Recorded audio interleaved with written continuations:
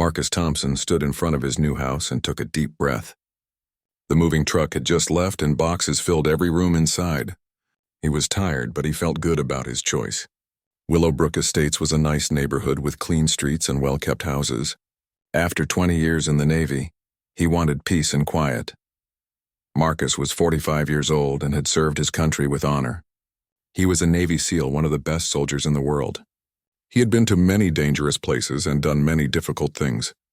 Now he was retired and worked as a security consultant, helping companies keep their buildings and people safe. The house was perfect for him. It had 3 bedrooms, a nice kitchen, and a big backyard. He had saved his money for years to buy a place like this. The neighborhood was expensive, but Marcus had worked hard for everything he owned. As he carried a box inside, he noticed his neighbor across the street watching him through her window. When their eyes met, she quickly closed the curtain. Marcus shrugged and kept working. He was used to people staring. Being a black man in mostly white neighborhoods often brought unwanted attention. The next morning, Marcus went for his usual run. He liked to exercise early when the streets were quiet. As he jogged past the houses, he saw more neighbors watching him. Some waved, but most just stared. A few quickly went inside when they saw him coming. At the end of his run, Marcus stopped at his mailbox. A woman was walking her small dog nearby. She was about 50 years old with blonde hair and expensive clothes. "You must be new here," she said, but her voice was not friendly. "Yes, I moved in yesterday," Marcus replied with a smile. "I'm Marcus Thompson." The woman looked him up and down. "I'm Linda Patterson. I live in the blue house on the corner. Are you renting or buying?" "I bought the house," Marcus said. Linda's face changed. She looked surprised and not happy. "Oh. Well, this is a very quiet neighborhood. We like to keep it that way." "That's exactly what I'm looking for," Marcus said. "Peace and quiet," Linda nodded slowly. "Well, make sure you read all the HOA rules. We have many of them here. The Homeowners Association takes them very seriously." "Of course," Marcus said. "I already got the rule book from my real estate agent." After Linda walked away, Marcus felt uneasy. Something about her tone bothered him, but he decided not to worry about it. Every neighborhood had different people, and not everyone would be friendly right away. Over the next few weeks, Marcus worked hard to make his house perfect. He painted the front door, planted flowers, and kept his grass cut short. He followed every HOA rule exactly. His mailbox was the right color, his trash cans were hidden, and he never parked on the street. But the strange looks continued. When Marcus worked in his yard, neighbors would walk by slowly and stare.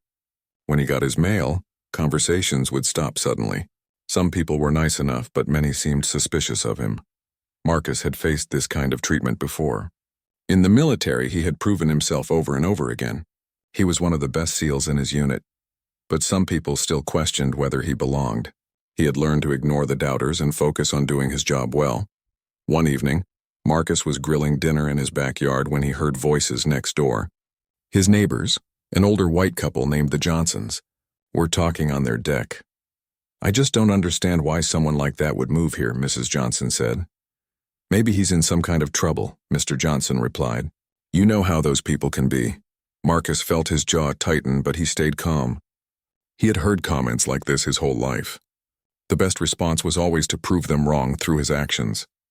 A few days later, Marcus got his first HOA violation notice. It said his trash cans were visible from the street. Marcus was confused because he always put them behind his fence. He checked the rules again and saw that he was following them correctly. Marcus called the HOA office and spoke to a woman named Carol. "I got a violation notice, but I think there might be a mistake," he said politely. "Let me check," Carol said. After a pause, she continued. "It says here that your trash cans were seen from Maple Street on Tuesday morning." "That's impossible," Marcus said. "My trash cans are behind a 6-foot fence. You can't see them from any street." "Well, someone reported it," Carol said. Her voice sounded tired. "Maybe you should double-check your setup." Marcus walked outside and looked at his trash area from every angle. There was no way anyone could see his cans from the street. Someone had made a false report. The next week, he got another violation notice. This time it said his grass was too long. Marcus had cut it just 2 days before, and it was shorter than most lawns in the neighborhood. He measured it with a ruler to be sure. It was well within the HOA limits. Marcus started to realize what was happening. Someone was targeting him with fake violations. He decided to install security cameras around his house. As a former SEAL, he knew the importance of gathering intelligence.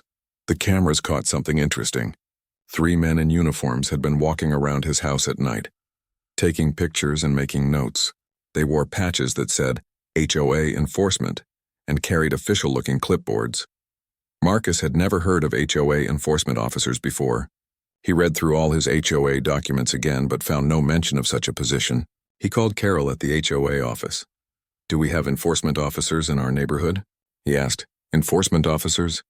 Carol sounded confused. "No, we don't have anything like that. The HOA board handles all violations through the management company." Marcus felt a chill run down his spine. If the HOA didn't have enforcement officers, then who were these men? And why were they watching his house? That night, Marcus reviewed the camera footage more carefully. The 3 men looked young, maybe in their 20s or 30s. One was tall and thin with short brown hair. Another was shorter and stocky with a beard. The third had blonde hair and wore sunglasses even at night. They moved around his property like they owned it, checking his mailbox, looking through his windows, and even trying his door handles. Marcus recognized their behavior from his military training. These men were conducting surveillance, but they were not professionals. Real law enforcement would never be so obvious or careless. Marcus made copies of all the video footage and started keeping a detailed log of every violation notice he received. His military mind kicked into gear. If someone was targeting him, he needed evidence to fight back, but he also felt something else growing inside him. Anger. Marcus had served his country with honor. He had risked his life to protect the freedom and safety of people like his neighbors. Now someone was trying to drive him from his own home with lies and harassment. Marcus had fought enemies in foreign countries, but he never expected to face this kind of battle in his own neighborhood. However, he was not the kind of man to back down from a fight. These fake enforcement officers had picked the wrong target. As Marcus locked his doors that night, he had no idea how dangerous the situation was about to become. The 3 men watching his house were planning something much worse than violation notices. And when they finally made their move, they would discover that Marcus Thompson was not just any homeowner. He was a weapon trained by the United States Navy, and he was ready to defend his home. Brad Hutchinson stared at himself in the bathroom mirror and straightened his fake police badge. At 28 years old, he had wanted to be a cop his whole life, but he had failed the police academy twice. The first time they said he was too aggressive. The second time they said he had anger management problems. Brad did not think he had anger problems. He just believed in order and control. Some people needed to be taught lessons, and Brad was willing to be the teacher. The badge looked real enough. He had bought it online for $35, along with a uniform shirt and patches that said HOA Enforcement Division. Most people never looked too closely at badges anyway. They just saw the shiny metal and the official-looking uniform and assumed he had real authority.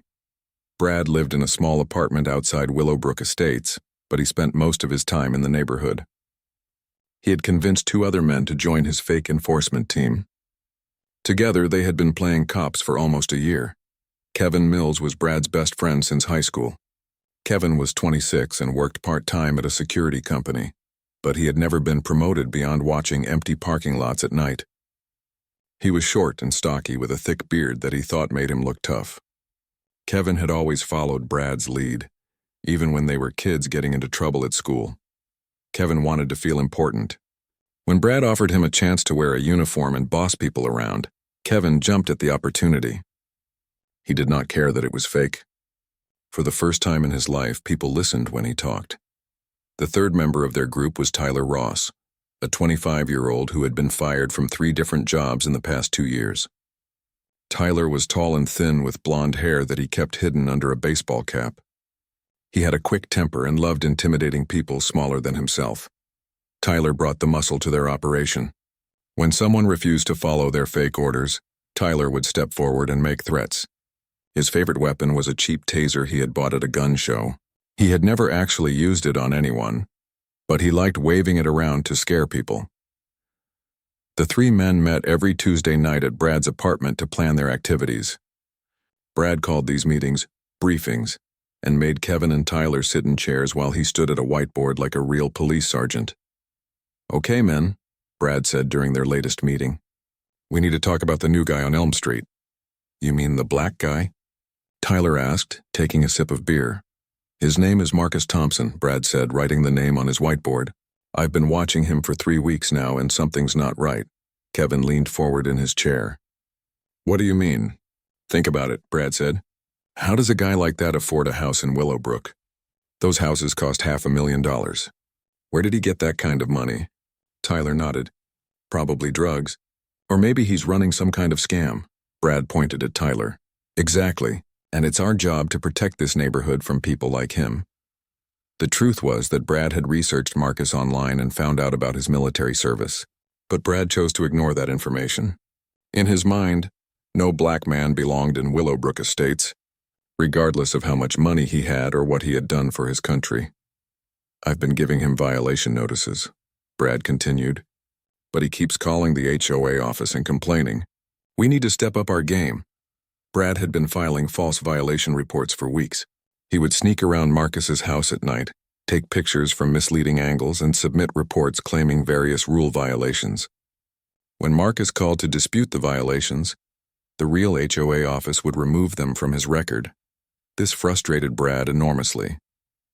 In his mind, he was the real authority in Willowbrook Estates, not some office worker named Carol who had never even visited the neighborhood.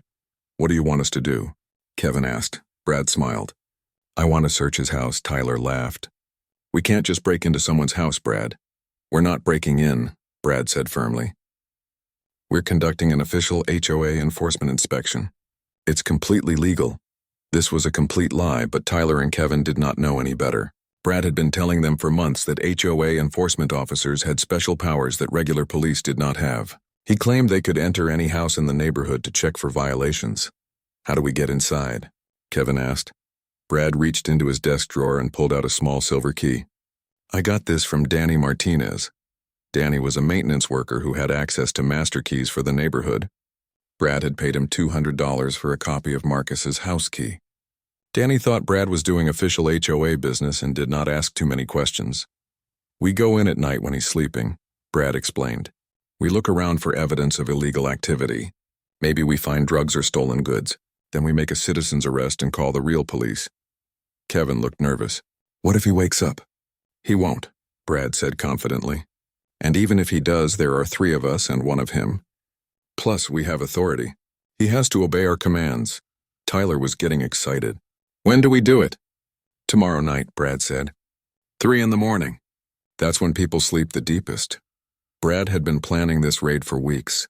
In his mind, it was the perfect plan. They would catch Marcus doing something illegal, prove that he did not belong in the neighborhood, and become heroes to all the other residents. What Brad did not know was that Marcus had been watching them through his security cameras. While Brad thought he was clever, Marcus could see right through their amateur surveillance. Every time they walked around his house at night, every photo they took, every violation report they filed, Marcus had it all on video.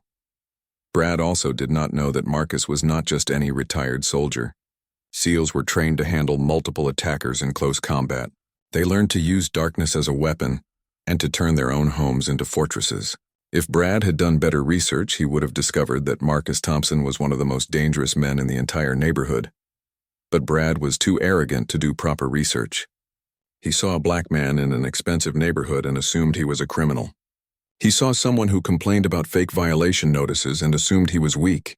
Most importantly, he saw someone living alone and assumed he would be an easy target. On Wednesday night, Brad, Kevin, and Tyler met in the parking lot of a 24-hour diner near Willowbrook Estates. They wore their fake uniforms and carried equipment they thought made them look professional. Flashlights, handcuffs, clipboards, and Tyler's taser. Remember, Brad told his team as they sat in his car, we're conducting official HOA business. If anyone asks, we have full authority to inspect any property in the neighborhood. Kevin checked his watch. It's 2:45, should we go? Let's do this, Brad said.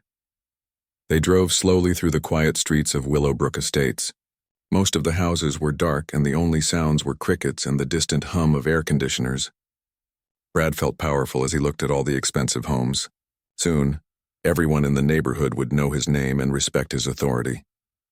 Brad parked his car 2 blocks away from Marcus's house. The 3 men walked through the shadows, staying off the main streets. Brad had planned their route carefully to avoid the few security cameras in the neighborhood. What Brad did not know was that Marcus had installed his own cameras in places Brad had never thought to look.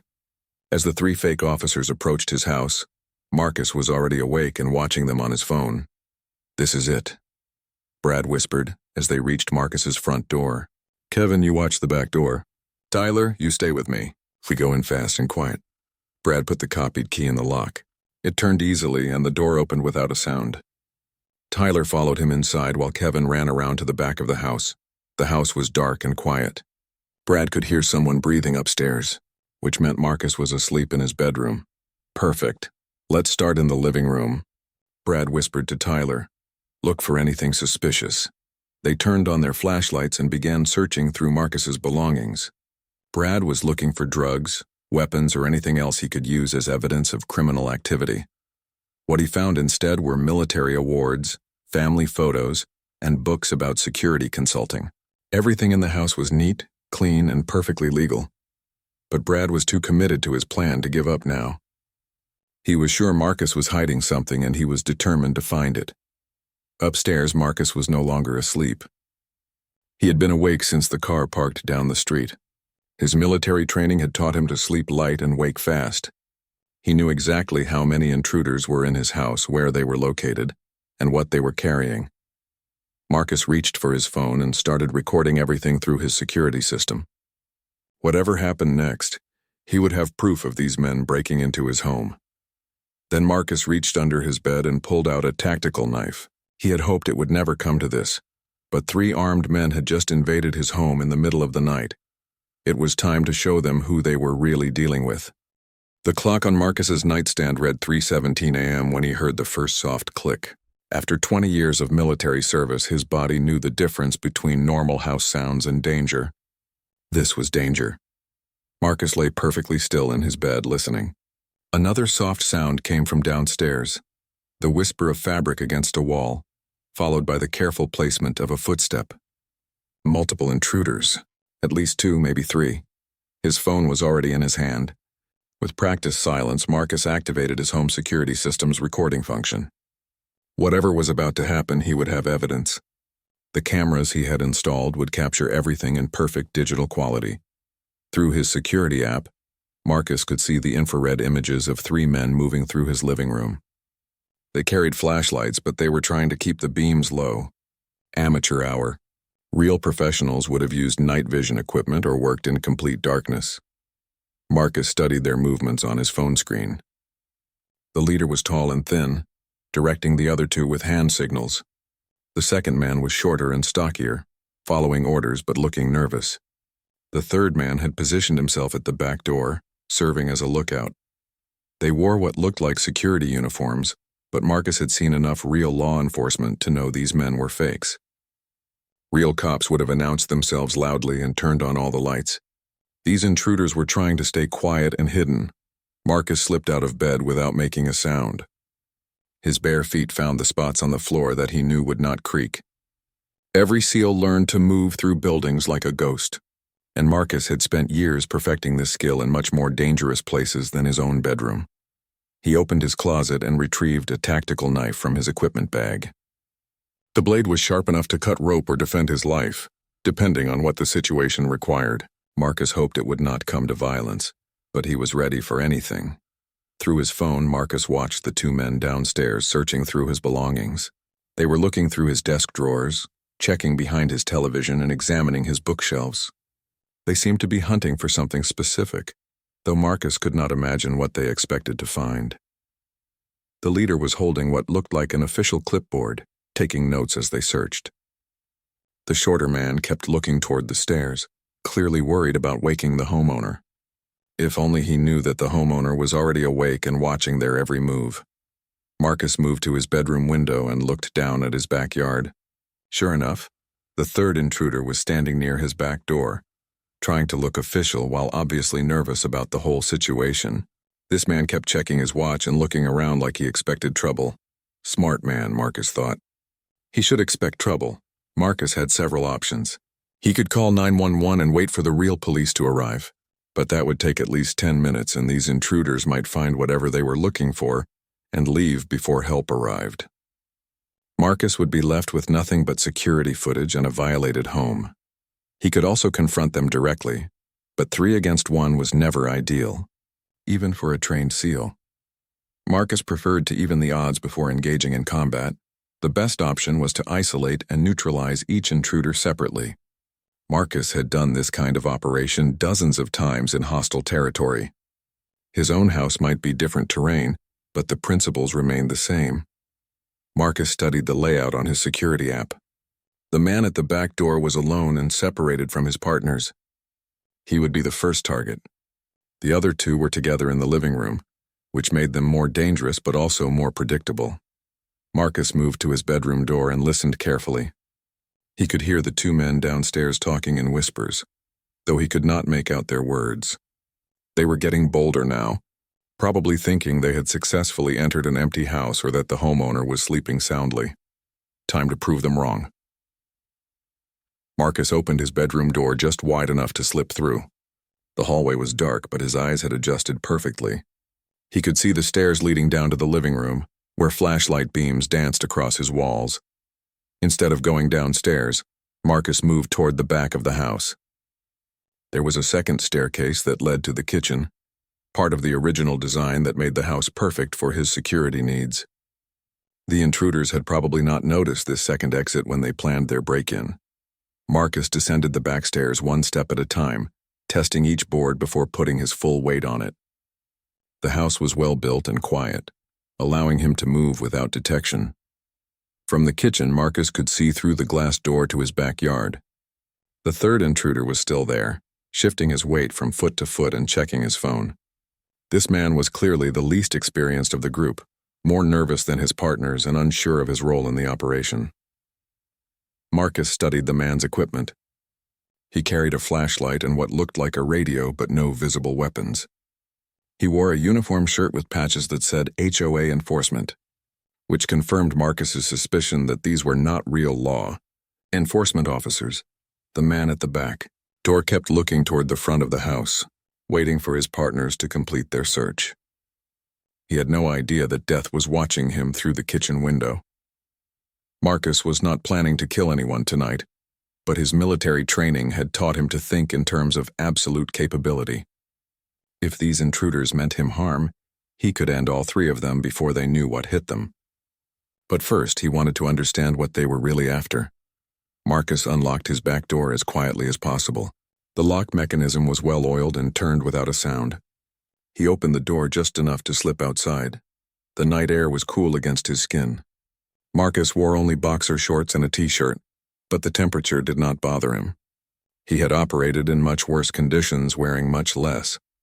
The third intruder was standing about 15 feet away with his back turned. Marcus could reach him in 3 seconds, neutralize him in 5, and have him zip-tied and silenced in 10. But first, Marcus wanted to hear what these men were saying to each other. Moving like a shadow, Marcus positioned himself behind a large oak tree in his backyard. From this angle, he could see both the man at the back door and through his kitchen window to where the other 2 intruders were still searching his living room. The man at the back door was talking into his radio in a low voice. "How much longer?" he whispered. A voice crackled back through the radio. "We're almost done here. Just keep watching for neighbors." "I don't like this, Brad," the man whispered. "What if he wakes up?" "He won't wake up," came the reply. "And even if he does, we have authority here. He has to do what we say." Marcus almost laughed out loud. These amateurs actually believed they had legal authority to break into his home. They were about to learn a very painful lesson about the difference between fake authority and real power. The man at the back door checked his watch again. 5 more minutes, he muttered to himself. "Then we're out of here." Marcus decided that 5 minutes was too long to wait. It was time to start evening the odds. Moving with the silent precision that had kept him alive in a dozen combat zones, Marcus approached the nervous lookout from behind.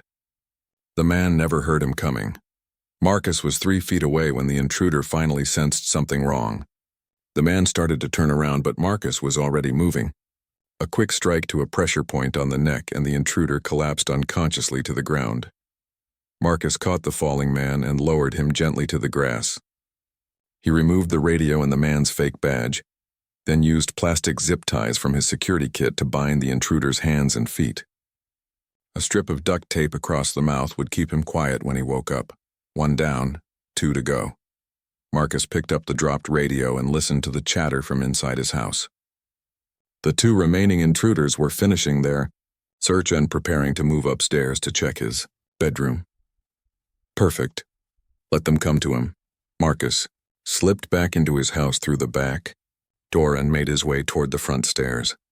It was time to give his uninvited guests a proper welcome. The hunt was about to begin, and Marcus Thompson was the predator these fake cops had never imagined they would face. Marcus moved through his own house like he owned the darkness itself. 20 years of Navy SEAL training had taught him that buildings were not just structures, they were weapons.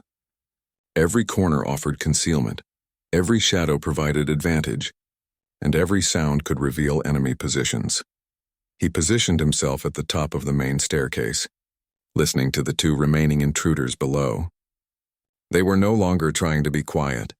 With their lookout man down and no response on the radio, they should have been suspicious, but Marcus could hear them talking in normal voices. "Check the kitchen one more time," the leader whispered. "Tyler's not answering his radio." "Maybe the radio died," the other man replied. "Or maybe he fell asleep." Marcus smiled grimly. Tyler would be sleeping for a while, but not by choice. "We need to check upstairs," the leader continued. "If this guy's hiding something, it's probably in his bedroom." Marcus heard footsteps moving toward the stairs. These men had no idea they were walking into a trap.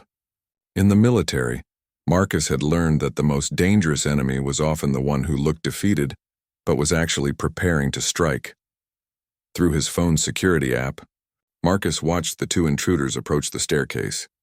The leader was tall and thin with short brown hair, wearing a fake uniform that looked official from a distance. He carried a clipboard and moved with false confidence, like someone pretending to have authority he did not possess. The second man was shorter and stockier with a thick beard. He looked nervous and kept checking over his shoulder. This one was clearly following orders rather than making decisions. He would be easier to handle once his leader was neutralized. Marcus studied their body language and equipment through the infrared cameras. The leader carried only a flashlight and clipboard, no visible weapons. But the shorter man had something clipped to his belt that looked like a taser. Cheap and unreliable, but still dangerous if Marcus got careless. The 2 men reached the bottom of the stairs and paused. "What if he's awake?" the shorter man asked. "Then we badge him and take control," the leader replied. "Remember, we're HOA enforcement. He has to cooperate with our investigation." Marcus nearly laughed out loud. These idiots actually believed their fake badges gave them real power. They were about to learn the difference between pretend authority and actual capability. The leader started climbing the stairs first, shining his flashlight ahead of him. The shorter man followed close behind, his hand resting on his taser.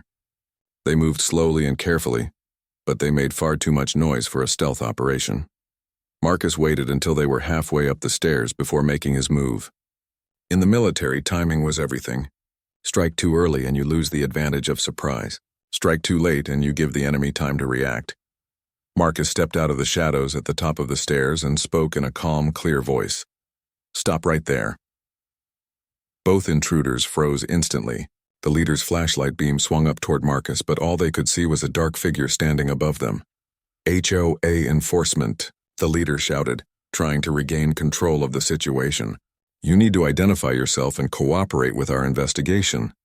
Marcus stepped forward into the flashlight beam, letting them see his face for the first time. He was shirtless, wearing only boxer shorts, but his physical presence was intimidating.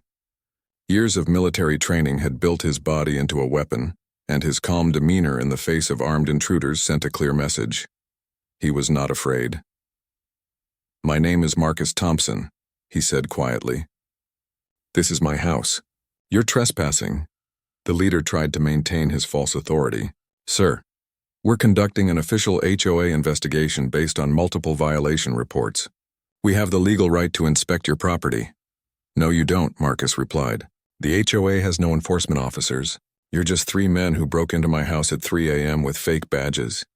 The shorter man's hand moved toward his taser, but Marcus was already watching for that movement. In combat, telegraphing your intentions was often fatal. "I wouldn't recommend that," Marcus said. his voice still calm but with an edge of steel. "Your friend Tyler is already unconscious in my backyard. You can join him, or you can put your hands where I can see them and explain what you're really doing here." Both men looked shocked. The shorter man pulled his hand away from his taser and stared at Marcus with wide eyes. "Tyler?" he called out. "Tyler, respond." Silence. The leader tried to regain control. "Sir, you need to calm down and cooperate. We're investigating reports of illegal activity at this address." Marcus took another step down the stairs. He was close enough now to strike either man before they could react, but he wanted to hear more of their story first. "What illegal activity?" Marcus asked. "Drug dealing," the leader said quickly. "Multiple neighbors have reported suspicious activity. Late-night visitors, expensive cars, large amounts of cash." Marcus almost smiled. It was obvious these men had never actually investigated him. If they had, they would know that his expensive house was paid for with legitimate military savings and his current income as a security consultant. "And you decided to investigate by breaking into my house at 3 a.m.? Marcus asked. "We have search authority," the leader insisted, but his voice was less confident now. "HOA enforcement officers can inspect any property in the neighborhood for rule violations." "Show me your credentials," Marcus demanded. The leader fumbled with his shirt pocket and pulled out a cheap badge that looked like it came from a costume store. The shorter man did the same, revealing an identical fake badge. Marcus examined the badges with his eyes. Even in the dim light, he could see they were obviously fake. The metal was wrong, the design was wrong, and the text was full of spelling errors. "These badges are fake," Marcus said matter-of-factly. "You bought them online for about $30 each." Both men looked at each other nervously. Their entire plan was falling apart, and they had no backup strategy. "Furthermore," Marcus continued, "breaking and entering is a felony. Impersonating law enforcement officers is a felony. Assault with a weapon," he pointed at the shorter man's taser, "is a felony. You're looking at serious prison time." The shorter man started to panic. "Brad, we need to get out of here," he whispered urgently. But Brad, the leader, was too arrogant to give up. "You're the one who's going to prison," he said, pointing at Marcus.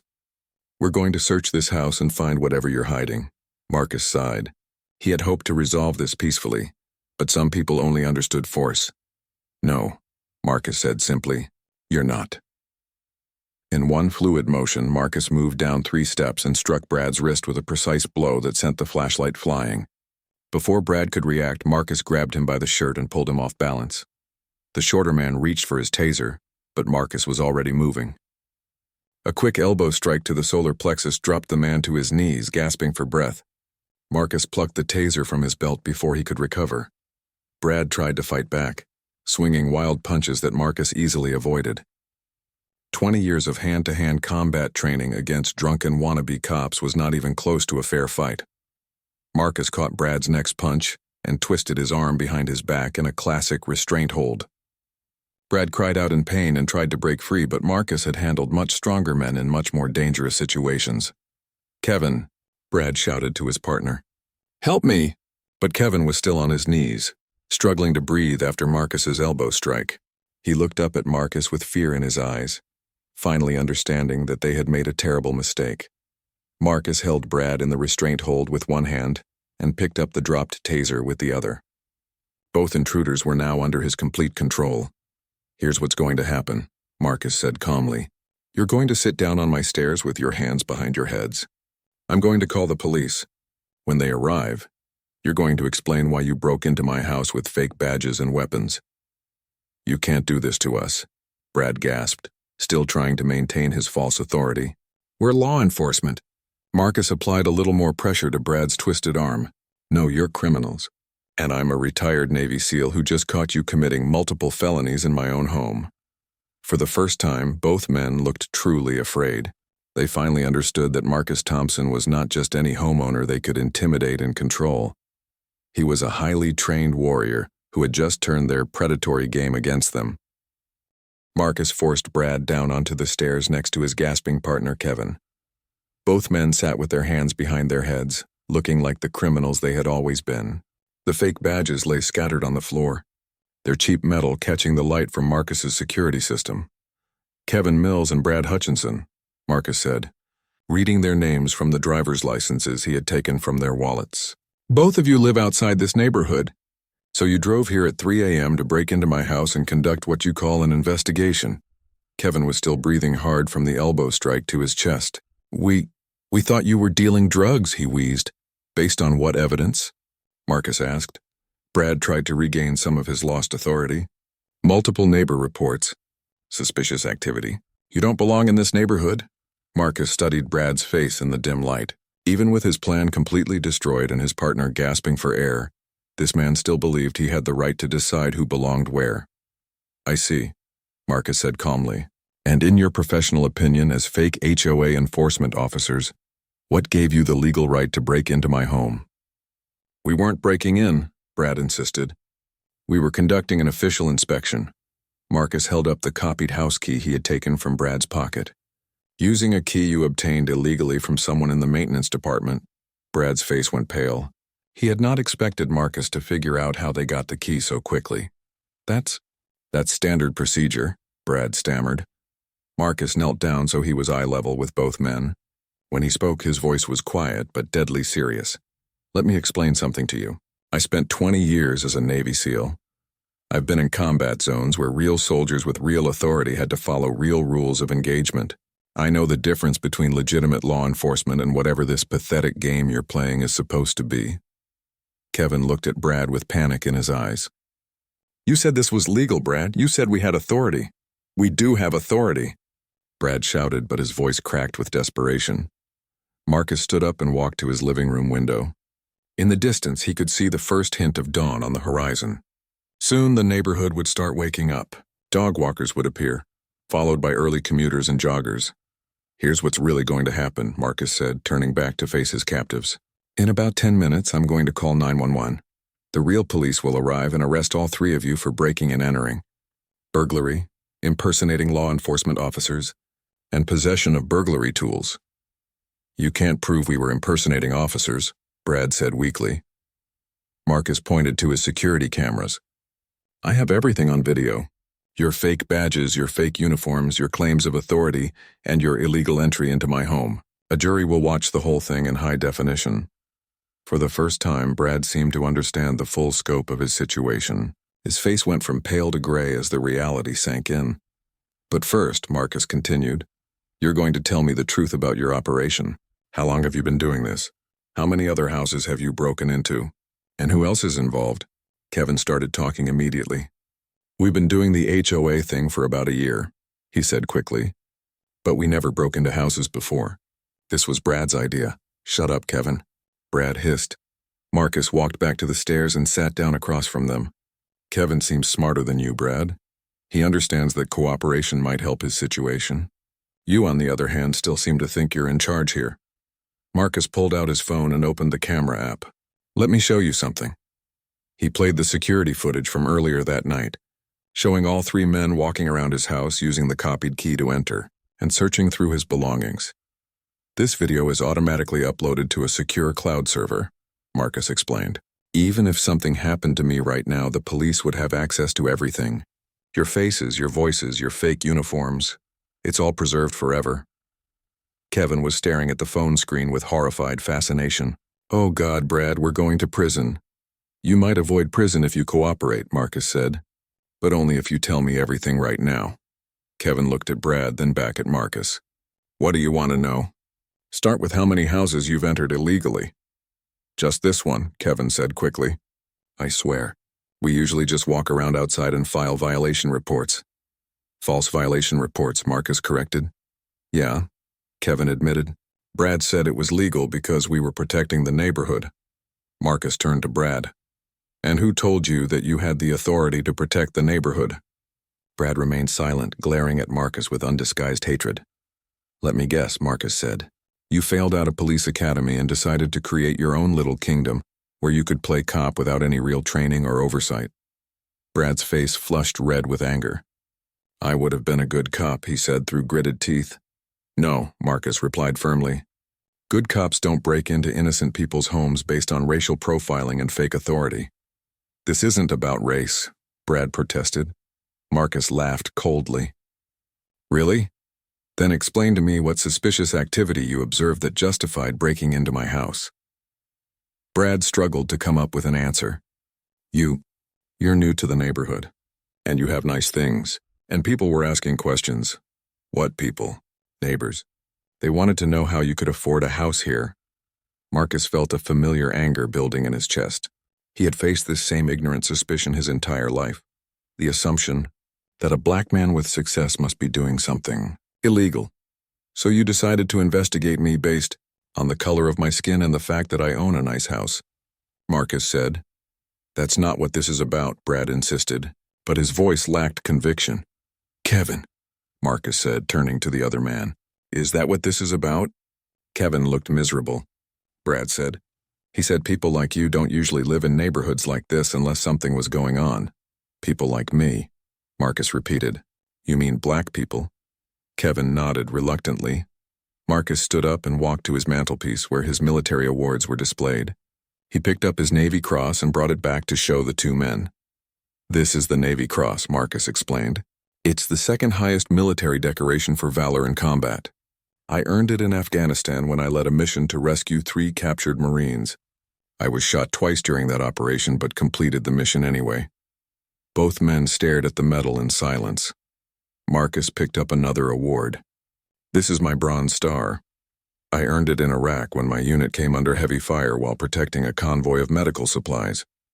I single-handedly held off enemy fighters until reinforcements arrived. He set the awards down and looked directly at Brad and Kevin. I have 12 more awards upstairs, including 3 Purple Hearts for wounds received in combat.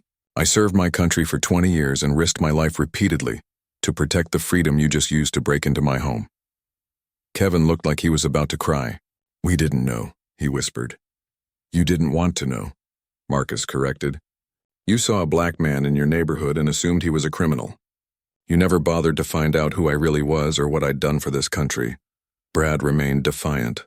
That doesn't give you the right to assault us, Marcus laughed. Assault you? I defended my home against 3 armed intruders who broke in at 3 a.m. In most states, I would have been legally justified in shooting all 3 of you. This statement had the desired effect. Both men went completely pale. But I didn't shoot you, Marcus continued, because unlike you, I actually understand the law and the proper use of force. I used the minimum amount of violence necessary to stop your crime and protect my property. Marcus pulled out his phone and dialed 911. What are you doing? Brad asked frantically. Calling the police, Marcus replied. Like I said I would 10 minutes ago. Wait, Kevin said desperately. Can't we work something out? We'll never bother you again. We'll stop the whole HOA thing. We'll leave you alone. Marcus looked at both men with disgust. You think this is about me? You've been terrorizing this entire neighborhood for a year. How many other innocent people have you harassed with your fake authority? The phone rang twice before a dispatcher answered. 911, what's your emergency? This is Marcus Thompson at 247 Elm Street in Willowbrook Estates, Marcus said calmly. I have 3 men in custody who broke into my home. I need police officers to come and arrest them. Are you injured, sir? The dispatcher asked. No, I'm fine. The intruders are restrained and under control. Officers are on the way. Please stay on the line. Marcus looked down at Brad and Kevin, who were both staring at him with a mixture of fear and disbelief. The police will be here in about 5 minutes, Marcus told them. I suggest you use that time to think about how you want to explain your actions to real law enforcement officers. For the first time since entering his house, both men were completely silent. The first police car arrived exactly 4 minutes and 37 seconds after Marcus's call. He watched through his window as 2 uniformed officers stepped out of their patrol car and approached his front door with professional caution. Marcus opened the door before they could knock. Officers, I'm Marcus Thompson. I made the 911 call. The first officer was a woman in her 30s with short black hair and alert eyes. Her name tag read Officer Martinez. The second officer was a tall man with gray hair who looked like a veteran cop. His name tag said Officer Williams. Mr. Thompson, Officer Martinez said, You reported intruders in your home? 3 men broke in using a copied key, Marcus explained calmly. 2 of them are sitting on my stairs. The third is zip-tied in my backyard. All 3 were carrying fake police badges and claiming to be HOA enforcement officers. Officer Williams raised an eyebrow.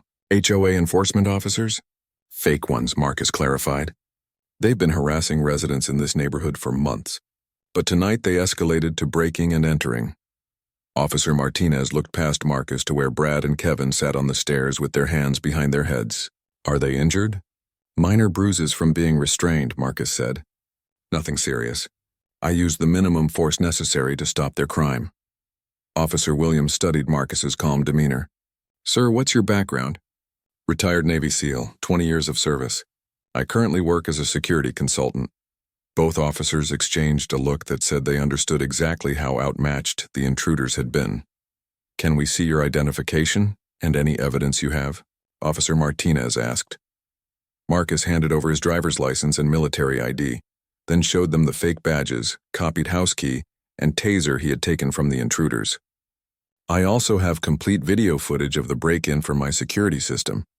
Officer Williams examined the fake badges with obvious disgust.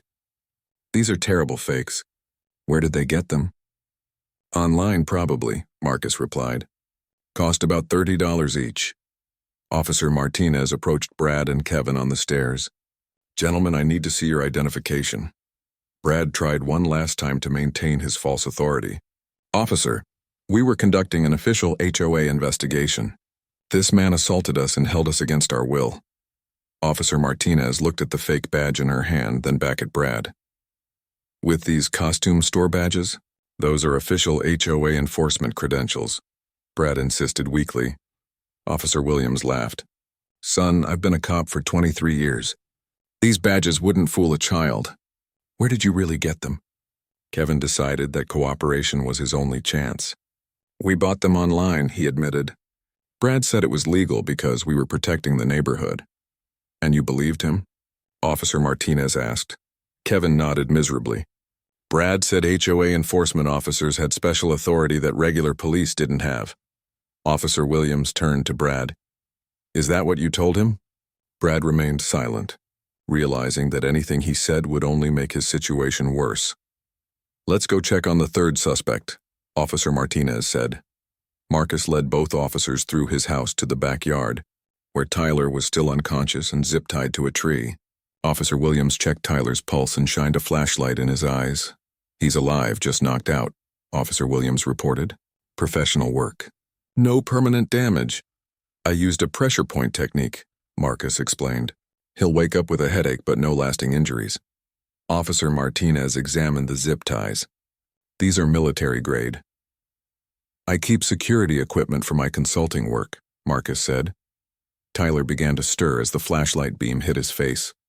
His eyes opened slowly and he looked around in confusion before focusing on the two police officers. What happened? Tyler mumbled through the duct tape over his mouth.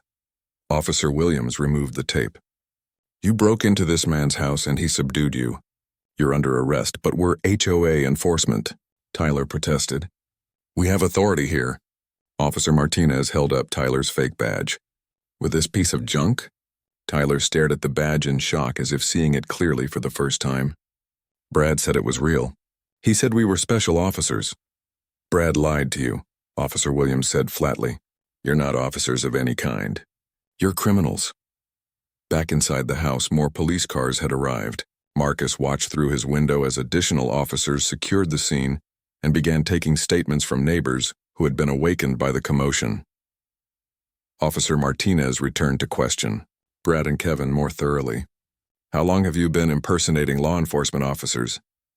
Kevin answered immediately. About a year. But we never broke into houses before. This was the first time.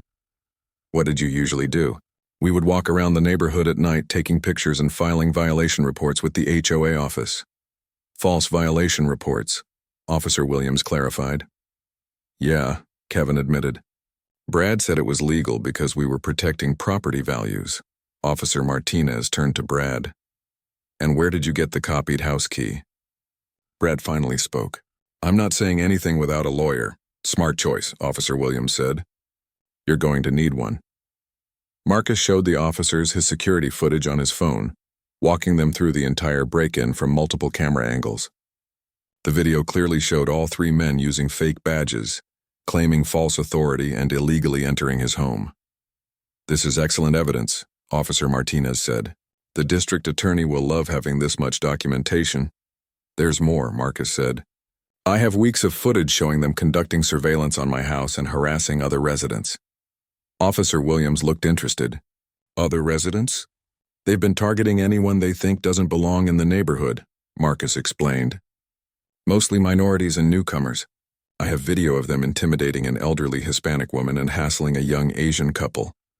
We'll need copies of all that footage, Officer Martinez said. Marcus nodded. I'll have it ready for you this morning. As the officers prepared to transport their prisoners, Kevin made one final plea for mercy. Officer, can't we work something out? We didn't know it was illegal. Brad told us we had authority. Officer Martinez looked at Kevin with a mixture of pity and disgust. You're 26 years old. You thought it was legal to break into someone's house at 3 a.m. based on fake badges you bought online.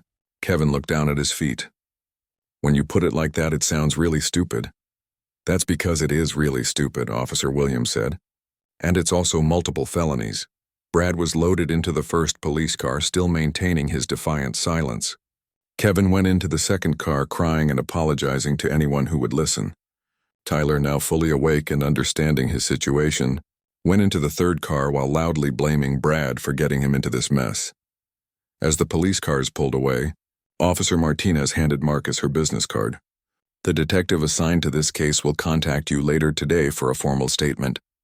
We'll also need you to come to the station to review the charges and sign some paperwork. Of course, Marcus said. Whatever you need. Officer Williams shook Marcus's hand. You handled this perfectly, sir. A lot of people would have panicked or overreacted. Your military training shows. After the police left, Marcus stood in his doorway and watched the sun rise over Willowbrook Estates. Several neighbors had gathered on their front lawns, talking in small groups and pointing at his house.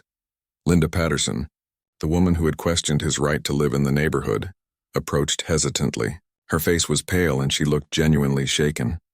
Mr. Thompson, she said quietly, I owe you an apology. I had no idea those men were fake officers. They told me they were investigating suspicious activity and I believed them. Marcus studied her face. Did you file reports about me? Linda nodded, ashamed. They said residents could report concerns anonymously. I thought I was helping protect the neighborhood. From what? Marcus asked. I don't know, Linda admitted. They made it sound like you might be dangerous. But after seeing your military awards and hearing what you did for our country, she trailed off. Unable to finish, Mrs. Patterson, Marcus said gently. I'm not dangerous to law-abiding citizens, but I am dangerous to criminals who break into my home. Other neighbors began approaching, offering apologies and thanks. Many admitted that they had been intimidated by the fake officers, but were too scared to report them to real police. Mrs. Johnson from next door was crying as she spoke. They told us you were probably dealing drugs. We should have known better. We should have gotten to know you instead of listening to their lies. Marcus accepted their apologies graciously, but he could see the fear in their eyes. They were not just afraid of him.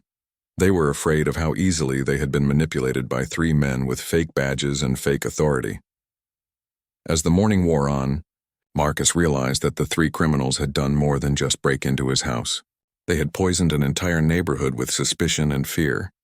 It would take time to rebuild the trust that had been destroyed by their lies. But for now, justice was being served. Brad, Kevin, and Tyler were sitting in jail cells facing serious felony charges. Their reign of terror in Willowbrook Estates was finally over. Detective Sarah Chen arrived at Marcus's house 3 hours after the arrests. She was a 15-year veteran of the police force with a reputation for thorough investigations and a special interest in cases involving fake law enforcement.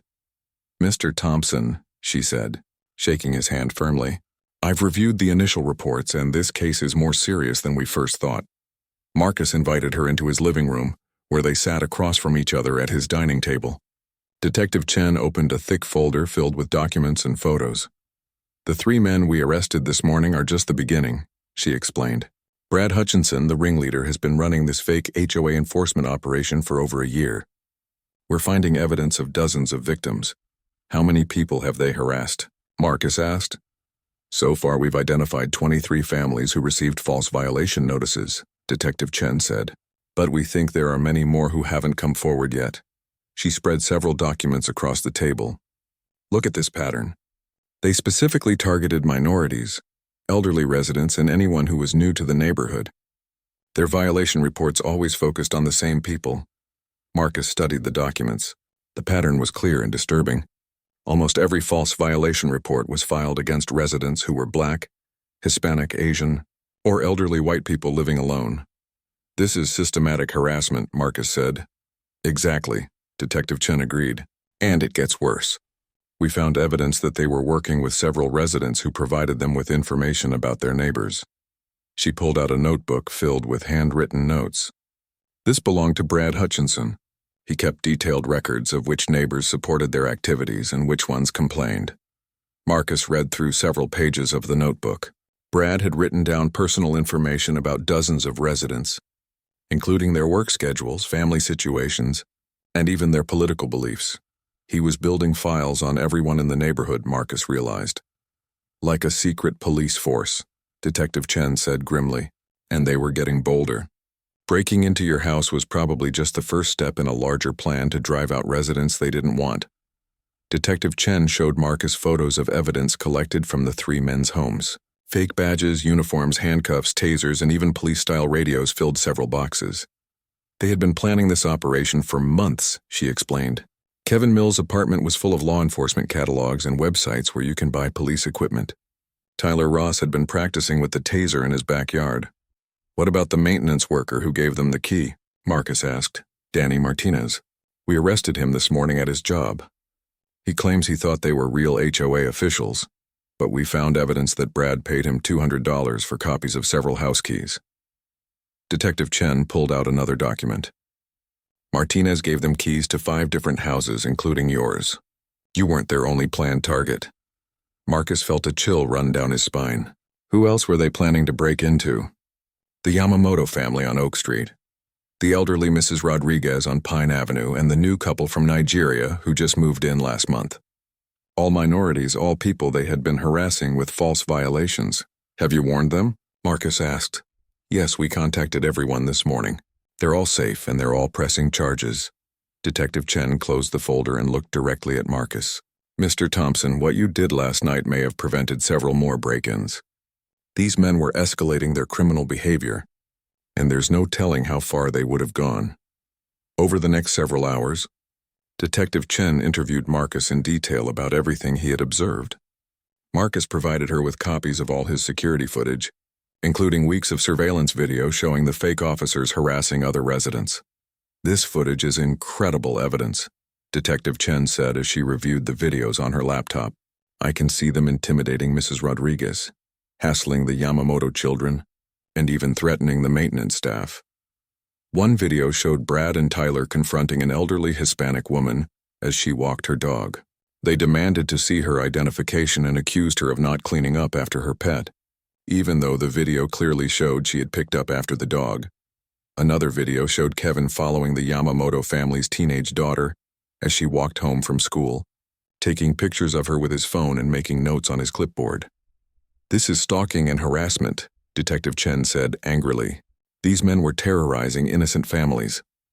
"The neighbors who supported them," Marcus asked, "will they face charges too?"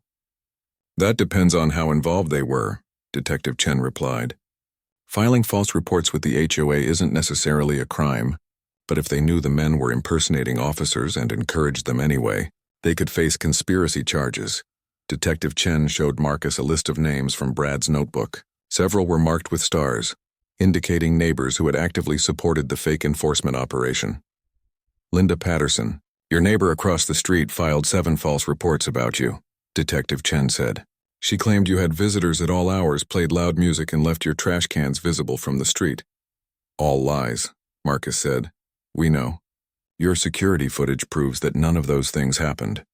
Mrs. Patterson was either deliberately lying or she was completely manipulated by these men." "What about the real HOA board?" Marcus asked. "Did they know what was happening?" "That's where it gets complicated," Detective Chen said. "The official HOA board had no idea that these men were operating in the neighborhood, but several board members received the false violation reports and acted on them without verifying the information." She pulled out another document. "The HOA sent you 3 official violation notices based on false reports from the fake officers.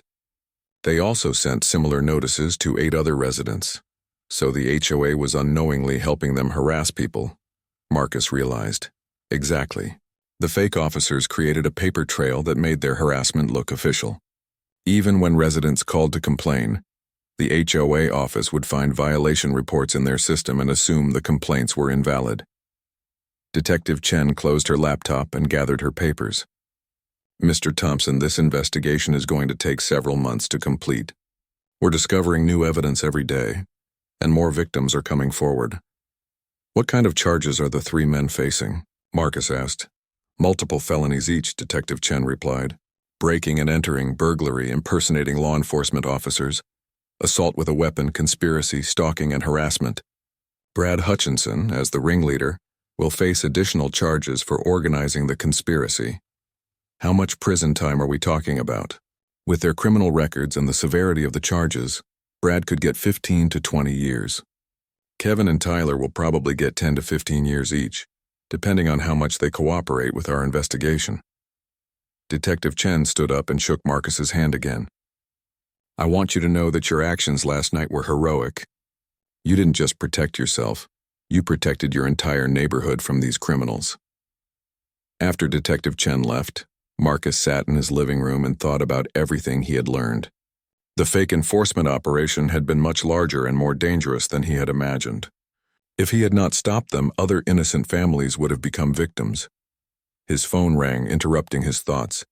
It was Officer Martinez from the morning. Mr. Thompson, I wanted to give you an update, she said. All 3 suspects have been denied bail. The judge considered them a flight risk and a danger to the community. Good, Marcus replied. There's something else, Officer Martinez continued. The story is starting to get media attention. A reporter from Channel 7 News wants to interview you about what happened. Marcus thought about this carefully. He had always preferred to stay out of the spotlight. But this story might encourage other victims to come forward. I'll consider it, he said finally. That evening, Marcus received a phone call from his former commanding officer, Captain James Mitchell. Marcus, I saw the news report about what happened, Captain Mitchell said. Are you all right? I'm fine, sir. Just 3 amateurs who picked the wrong house, Captain Mitchell laughed. I can imagine. But seriously, Marcus, what you did reflects well on your training and your character. You used exactly the right amount of force and handled the situation like a professional. Thank you, sir. There's something else, Captain Mitchell said. The story is getting attention in military circles, too. Some of the younger SEALs are calling you a hero for defending your home and your neighborhood. Marcus felt a warmth in his chest that he had not experienced since leaving the military. His fellow warriors understood what he had done and why it mattered. As Marcus prepared for bed that night, he looked out his window at the quiet neighborhood. For the first time since moving to Willowbrook Estates, he felt like he truly belonged there. The fake officers were gone, their victims were safe, and the truth had finally been revealed. Justice was being served, and the healing could begin. 6 months after the break-in, Marcus sat in the courtroom as Judge Patricia Williams read the final sentences. The trial had lasted 3 weeks, and every day had brought new revelations about the scope of the fake enforcement operation. Brad Hutchinson, Judge Williams said sternly, you have been found guilty of 15 felony counts, including breaking and entering, burglary, conspiracy, impersonating a law enforcement officer, and harassment. Your actions terrorized an entire neighborhood and violated the trust of innocent families. I sentence you to 18 years in state prison. Brad's face went white as the bailiff approached to handcuff him. His lawyer had tried to argue that he was delusional and believed he had real authority, but the evidence was too strong. The detailed planning, the fake badges, the systematic targeting of minorities, everything pointed to deliberate criminal behavior. Kevin Mills, the judge continued, you have been found guilty of 12 felony counts.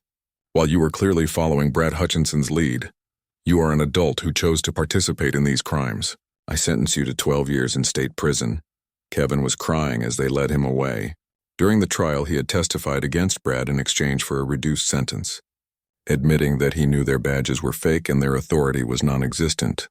Tyler Ross, you have been found guilty of 13 felony counts, including assault with a weapon. Your use of a taser to threaten innocent residents was particularly disturbing.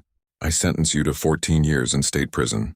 Tyler remained defiant to the end, shouting at the judge that they had been protecting the neighborhood from undesirable elements. His outburst only reinforced the judge's decision about his sentence. Marcus watched as all three men were led away in handcuffs. Justice had been served, but he felt no satisfaction in seeing them destroyed. He had hoped they might learn from their mistakes and become better people, but they had shown no remorse for their actions. Outside the courthouse, Detective Chen approached Marcus with a smile. "Mr. Thompson, I wanted to thank you one more time," she said. "This case has become a model for how to investigate fake law enforcement operations. We've already helped 3 other police departments with similar cases." "I'm glad something good came out of this," Marcus replied. "Oh, there's been a lot of good," Detective Chen said. "We identified 47 victims of their harassment campaign. Every single one of them is pressing civil charges against the 3 men. They'll be paying damages for the rest of their lives." She handed Marcus a thick folder. "These are letters from some of the victims, thanking you for stopping the harassment. Mrs. Rodriguez, the elderly woman they were intimidating, wrote you a particularly touching note." Marcus opened the folder and read Mrs. Rodriguez's letter. She thanked him for his courage and explained how the fake officers had made her afraid to leave her house for months. Now she felt safe again, and was grateful that someone had finally stood up to them. Similar letters came from the Yamamoto family, the Nigerian couple, and dozens of other residents who had been targeted. Reading their stories, Marcus realized that the fake officers had caused much more damage than he had originally understood. The civil lawsuits were indeed extensive. The 3 criminals faced over $2 million in damages from their victims.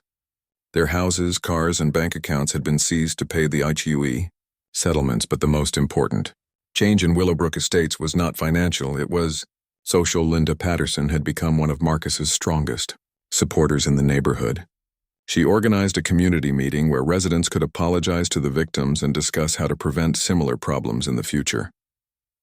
"We were all fooled by these men," Linda said at the meeting. "But that's no excuse for the way we treated our neighbors. We owe apologies to everyone who was harassed, and we need to make sure this never happens again." The real HOA board was completely restructured. New policies were put in place to verify all violation reports and prevent false complaints. The board also created a community relations committee to help new residents feel welcome and address concerns before they became problems. Marcus was asked to serve on this committee, using his security expertise to help design legitimate safety programs for the neighborhood. 3 months after the trial, Marcus was working in his garden when a moving truck pulled up across the street. A young black family with 2 small children was moving into the house that had been for sale since the arrests. Marcus walked over to introduce himself. The father was a doctor named David Williams, and his wife Sarah was a teacher. Their children, ages 6 and 8, were excited about their new home but nervous about fitting in. "Welcome to the neighborhood," Marcus said warmly. "I'm Marcus Thompson. If you need anything or have any questions, please don't hesitate to ask." Dr. Williams looked surprised by the friendly greeting. "Thank you. We were a little worried about moving here. We heard there had been some problems with harassment." "There were," Marcus admitted, "but those problems have been solved. This is a good neighborhood with good people who just needed to remember how to be good neighbors." As if to prove his point, Linda Patterson appeared with a casserole dish and a welcoming smile. "Dr. and Mrs. Williams, I'm Linda, your neighbor across the street. I brought you dinner so you don't have to cook on your first night." Soon other neighbors joined them, offering help with the move and sharing information about the best schools, restaurants, and services in the area. The Williams family looked amazed by the warm welcome they received. "This is wonderful," Sarah Williams said to Marcus quietly. "We were prepared for the worst, but everyone is being so kind." Marcus smiled. People learned some hard lessons about what happens when fear and suspicion take over a community. Now they're determined to do better. A year after the break-in, Marcus had become an unofficial leader in Willowbrook Estates. The residents elected him as the head of a new neighborhood watch program that focused on real safety issues rather than harassment. The program Marcus created was professional and effective. He trained volunteers in proper observation techniques, legal boundaries, and conflict resolution. Most importantly, he taught them to distinguish between actual suspicious activity and normal behavior they simply did not understand. "The goal is to protect everyone in our community," Marcus explained during one of his training sessions. "That means protecting people from crime, but it also means protecting them from false accusations and harassment. The new neighborhood watch worked closely with the real police department. Officer Martinez, who had responded to Marcus's original 911 call, became their official liaison and praised the program as a model for other communities. Marcus also started a monthly community barbecue in the neighborhood park. These gatherings gave residents a chance to get to know each other as real people, rather than strangers to be suspicious of. The barbecues became so popular that families from other neighborhoods started asking if they could attend. The story of what happened in Willowbrook Estates attracted national attention. Marcus was invited to speak at security conferences and police training seminars about the dangers of fake law enforcement and the importance of community vigilance. During one of these speaking engagements, a young police officer asked Marcus how he had stayed so calm during the confrontation with the fake officers. "Training helps," Marcus replied, "but the most important thing was knowing I was protecting my home and my community. When you're fighting for something bigger than yourself, it's easier to stay focused and do the right thing." The fake officers' impact extended beyond just their direct victims. The investigation revealed that their operation had inspired copycat groups in 3 other cities. Police departments across the country began training officers to recognize and investigate fake law enforcement operations. Brad, Kevin, and Tyler appealed their convictions, but the appeals were denied. They remained in prison, where they would stay for many years to come. Brad continued to insist he had done nothing wrong, while Kevin and Tyler gradually began to understand the harm they had caused. In a strange twist, Kevin wrote a letter to Marcus from prison, apologizing for the break-in and asking for forgiveness. Marcus considered the letter carefully before responding. "I forgive you," Marcus wrote back, "but forgiveness doesn't erase consequences. You made choices that hurt innocent people and now you have to live with the results. Use your time in prison to become a better person, and maybe someday you can make amends to the people you harmed." Kevin never wrote back, but Detective Chen told Marcus that the letter had been framed and hung in Kevin's cell. Perhaps there was hope for redemption, even for him. 5 years after the break-in, Willowbrook Estates had become known as one of the most welcoming and diverse neighborhoods in the city. Property values had increased, crime had decreased, and residents regularly won awards for community service and neighborhood cooperation. Marcus still lived in the same house where the confrontation had taken place. He had been offered jobs in other cities and opportunities to move to even more expensive neighborhoods, but he chose to stay. Willowbrook Estates had become his home in every sense of the word. On the 5th anniversary of the break-in, the neighborhood held a special celebration in Marcus's honor.